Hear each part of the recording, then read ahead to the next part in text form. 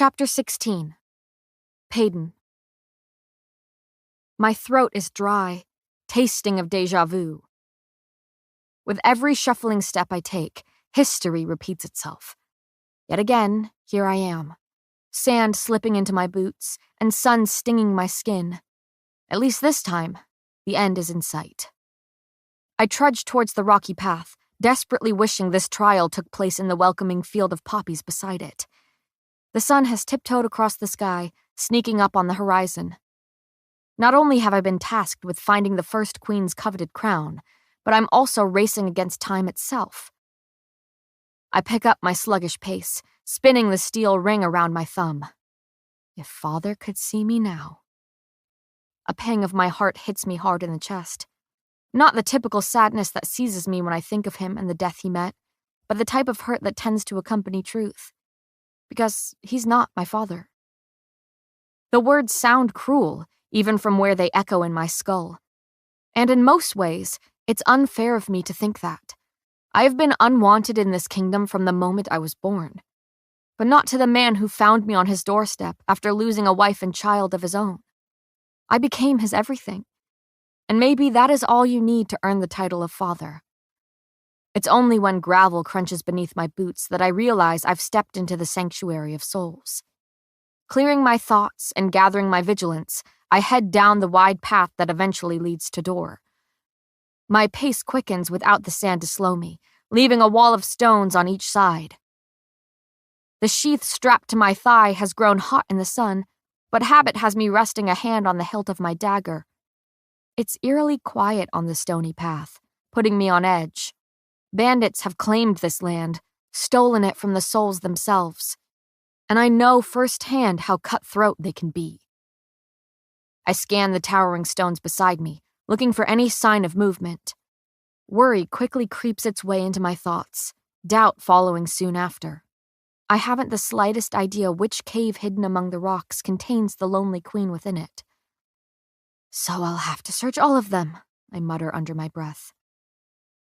The sun has dipped behind a cluster of looming boulders, and I'm left oddly cold without its consistent comfort. My tired gaze stumbles over the side of a cave to my left. Pace quickening, I head for the gaping entrance. I'm swallowed in darkness after several slow steps beneath the arching stone. My hands grope for the wall, palms flat against cool rock in an attempt to guide. Jagged creases of stone slice at my skin to spring blood from thin cuts. I bite my tongue against the stinging pain and accompanying stickiness that now coats my palm. Forcing myself to focus on feeling what I cannot see, I drop to my knees. My hands roam over the cold floor of the cave, searching for any sort of clue. What the hell am I doing? I whisper, already losing my patience. Father may have trained me to be hyper-observant, but the key to my psychic ability is sight, and that is precisely what I am missing at the moment.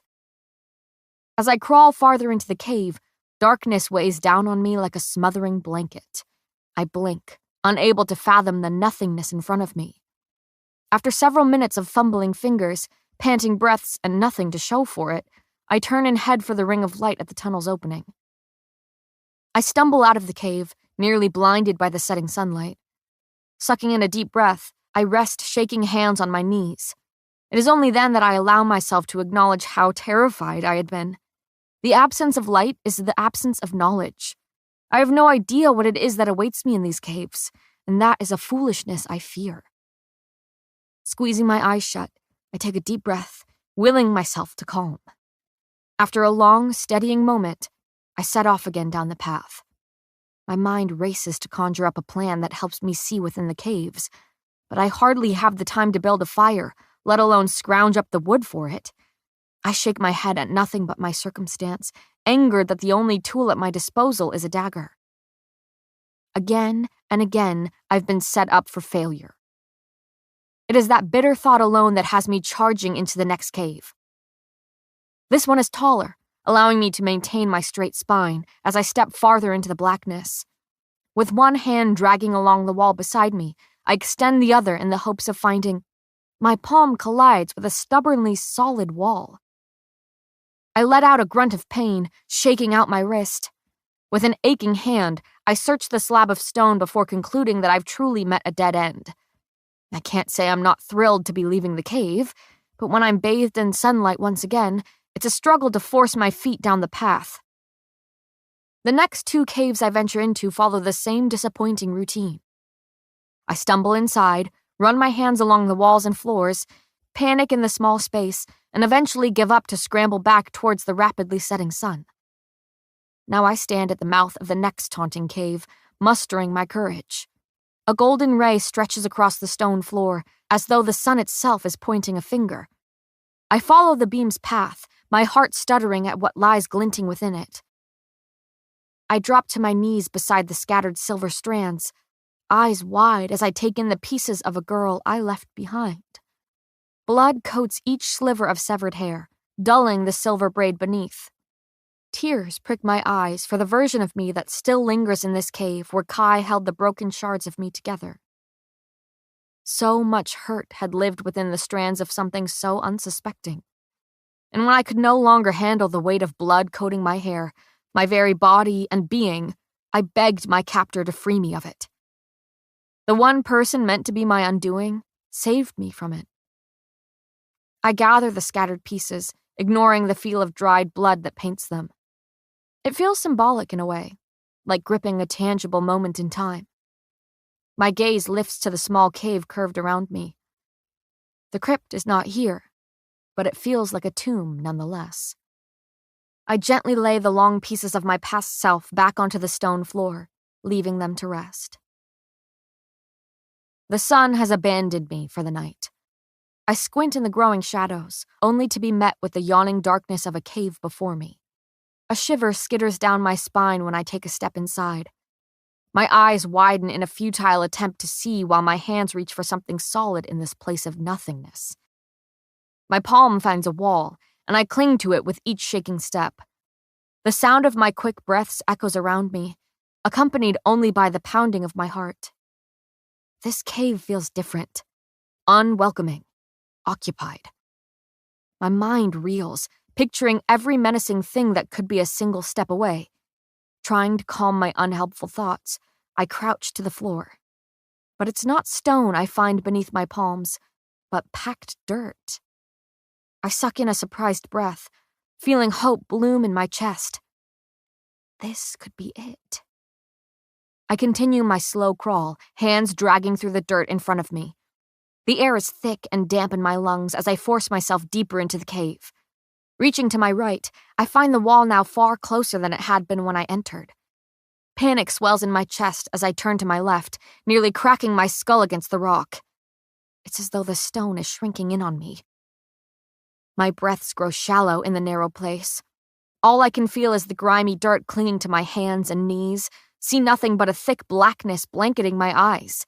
I hear nothing but my thundering heart and... A soft squeak echoes above me. My breath catches, my body stills. Something rustles over my head, forcing me to clamp a dirty hand over my mouth to keep from making a sound. My whole body shakes in anticipation of meeting what it is that dwells in this cave with me. I can't move freely in the cramped space, and that alone terrifies me into stillness. A flutter of wings sounds beside my head. I jerk away instinctually, slamming the side of my temple against a jagged wall. The dirty palm pressed to my mouth falls away as I let out a yelp of pain. I feel the first bead of blood roll down my face when all hell breaks loose above me. A symphony of screeches echoes off the walls. I feel dazed, unable to determine up from down or fear from confusion. My head aches as a flurry of wings rain down on my crumpled frame. I think I may be screaming. Bats. Hundreds of them. The creatures rush past me, claws tearing at my skin from the ends of leathery wings that beat against my body. They feel far larger than they should be, pelting me persistently with a strength I doubted they could possess. Amid the terror and chaos, I manage to pull my dagger from its sheath. My palms are sweaty, eyes squeezed shut in the already smothering darkness. The scream that rips from my throat is rabid, the accompanying swipe of my dagger even more so. I slice wildly through the air, managing to hit several of the bloodthirsty beasts. Their screeches mingle with the pounding heartbeat in my ears. Fear and pain course through me to create a daunting concoction of desperation. I can see nothing, but I feel the demons that dwell in this darkness. They swarm around me as I blindly brandish my blade. Countless cuts sting my skin, blood bubbling to the surface with nauseating quickness. Another bat meets the wrath of my dagger and careens to the ground with a soft thud. I don't know what to do, or how to breathe, or if I ever will again. Terror grips me tightly, squeezing tears from my eyes and screams from my throat until they dart past my head. Like a gust of wind, there one moment and gone the next, the swarm of bats rush out of the cave. I'm panting, turning towards the mouth of the tunnel as I tuck my dagger back into its sheath. I can barely make out the outlines of their huge bodies as they fly into the night. With palms pressed into the dirt behind me, I shuffle back several feet, attempting to put distance between me and the creatures beyond the cave's mouth. The night sky awaiting me looks bright compared to the darkness within this swallowing stone. My eyes strain, body scrambling back. The dirt caves in beneath me. Wood snaps loudly before my scream drowns out the sound. I fall through what feels to be a decaying trap door, arms flailing as clumps of dirt and splintering pieces of wood plummet with me. My back slams against something solid, my head following shortly after. I groan, unable to stop my body from rolling off the object and onto the ground beside it. Cool stone meets my cheek as I lie there on my aching ribs, panting and numb with pain. My palms press into the uneven rock as I struggle to lift myself into a sitting position. Blood leaks from the many slices I've earned, making me acutely aware of each sticky path staining my skin. I lean against the large something I fell onto, back aching nearly as much as my head. I open my eyes and... No, my eyes are open. They have been this whole time. Now they dart around the darkness, wide with panic. The blackness that stares back is so thick that I thought it belonged to the back of my eyelids. For a single blissful moment, I had forgotten the fear that gripped me, forgotten how suffocatingly dark it is. This is the complete and utter absence of light, and for all I know, the presence of something far more terrifying. I scramble to my feet, fear spurring my aching body into action. My hands fumble blindly, hoping to collide with that solid something in the center of this cavern. Empty air slips between my shaking fingers. I'm panting now, claustrophobic in this space I cannot see. I don't remember falling far, but with my head throbbing this persistently, I'm not sure what to think. With a trembling step, I managed to stumble into that large expanse of what I now realize to be smooth wood. My hands flatten atop it to steady myself, but slow recognition has them running down the long length of it. Head spinning and palms sweating, I feel each intricate groove of wood outlining the rectangular box. My heart stutters in my chest, breath catching in my throat. It's a coffin. It's her coffin. The first queen, Marina of Dor, lies beside me. I've found the crypt, fallen into it really, and I'm very much not alone. A chill skitters down my spine at the thought, feeling a sudden eeriness twine around my stiff body. The shadows seem to slither around me, like a snake assessing its prey before choking the life from it. I now understand why the bandits never dared look for her. They are smart enough not to disturb the dead, because death protects his own. My hands wander over the coffin, searching for some sort of opening. The lid is latched tightly enough to withstand my shoves against it.